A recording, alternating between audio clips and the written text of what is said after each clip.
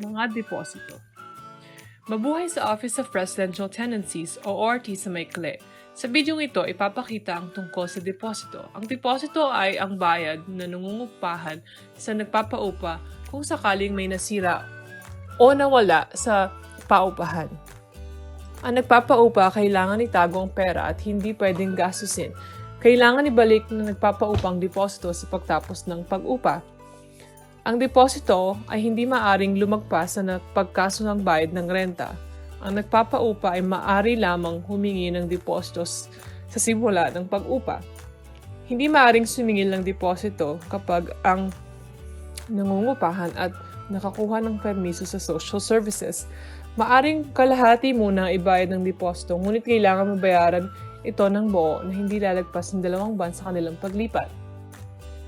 Meron 7 araw ang nagpapaupa na ibalik ang buong deposito sa aalis na nangungupahan at kung sakaling hindi nito ibabalik ang porsyento lamang ang ibabalik nitong deposito, kailangan ipaalam nito sa nangungupahan ang dahilan.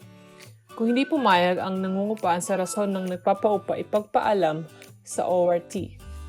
Walang bayad na napag-usapan sa ORT ang tungkol sa deposito, ngunit kung nagpapaupa ay humihiling ng bayad na mas mahigit pa sa napag-usapang deposito o kung ang nangungupahan ay may iba pang reklamo maliban sa deposito, maiba itong proseso at meron itong bayad.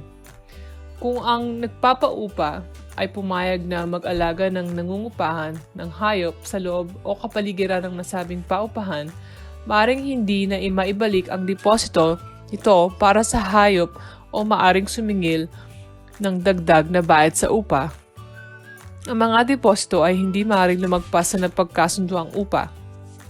Para maiwasan ng mga hindi mapagkasunduan tungkol sa deposito, ang ORT ay hinihikayat ng inspeksyon sa paglipat at pag-alis.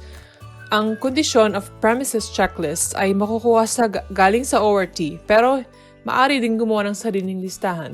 Sa listahang ito, maiwasan ang sakaling hindi pagkasunduan sa orihinal na kondisyon ng nasabing paupahan. Kung meron mang nasira, kailangan pag-usapan ng mabuti. Sa paglipat at pag-alis ng nangungupahan, magtago ng resibo at kuha ng litrato ang kondisyon ng nasabing paupahan para merong ebidensya kung sakaling may hindi na pagkasunduan sa pagbalik ng deposito. Para sa iba pang impormasyon, bisitahin ang aming website sa www.saskatchewan.ca/ORT.